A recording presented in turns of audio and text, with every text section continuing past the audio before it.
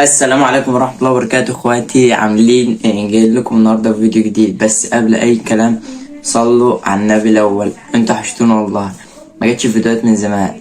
انا كنت بقالي فترة كده كنت تعبان، فكنت سافرت شوية برضه، فجاي لكم فيديو النهارده حلو. بص، قصة دراما.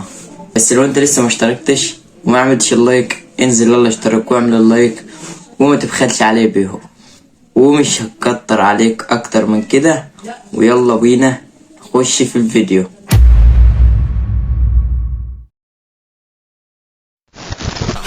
كان في اتنين صحاب، عمر وزيكا. انا عمر، والواد زيكا اخويا. الواد زيكا ده كان بيموت في المشاكل، كان بيعشق حاجة اسمها مشاكل، بيتشاكل مع دبان وشه كده. بس انا الحمد لله كان ربنا هديني.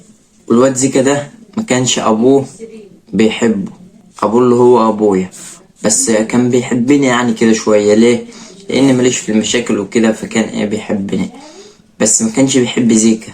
وللعلم انا معايا كلية هندسة، وزيكا طالع من التعليم من اولى ثانوي، طالع من التعليم خالص. بقول لك ايه، انت مش هتبطل مشاكل؟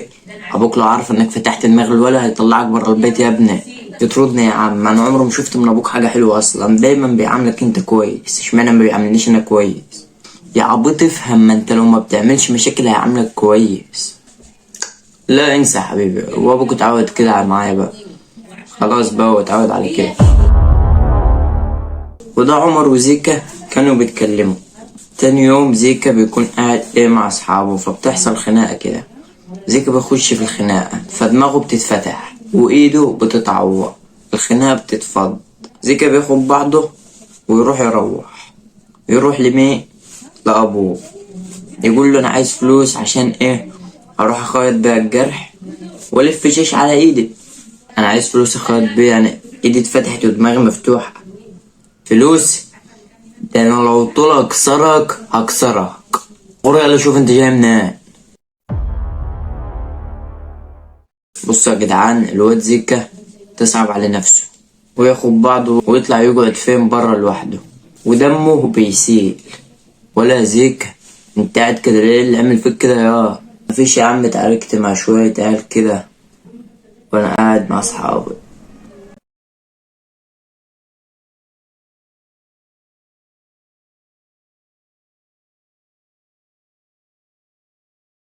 وبس يا عم، ابوك قام طاردنا. ده كان عمر وزيكا. زيكا كان بيحكي له اللي حصل معاه. عمر ياخده ويروح يخيط له ويشتروا شوية حاجات ويروق عليه، وياخدوا بعضه ويروحوا البيت تاني. زيكا يخش ينام، بس هو ما بيكونش نايم، بيكون صاحي. عمر يروح لابوه، على فكرة يابا ما ينفعش اللي انت بتعمله مع الواد زيكا ده، الواد ده غلبان، ومهما كان ده ابنك واخويا برضه.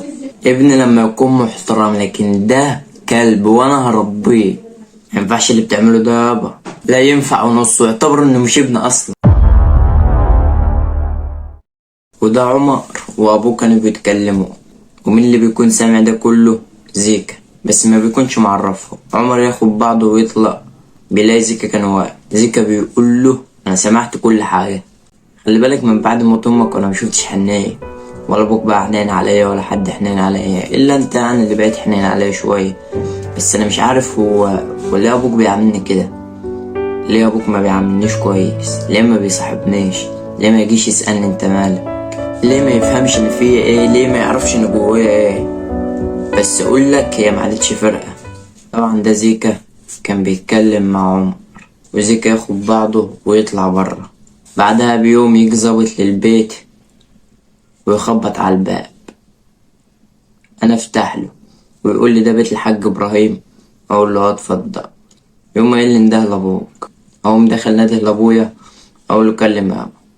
الظابط يقول لابويا انت الحاج ابراهيم والد زيكا؟ ابويا يقول له ايوه. حصل حاجه منه؟ عمل مشكله تاني؟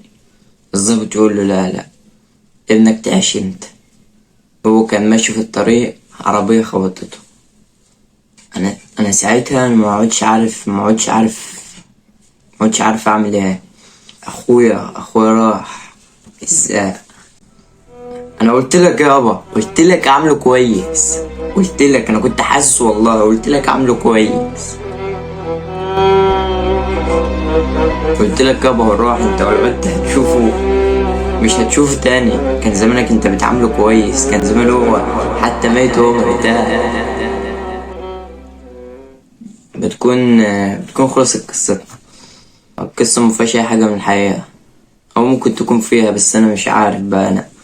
أنا جايبها من دماغي. فبكل رسالة إن دور الأب إن هو يعامل ولاده كلك معاملة واحدة، ما يفضلش حد عن التاني. فرب تكون رسالته وصلت، وأشوفكم على خير. سلام.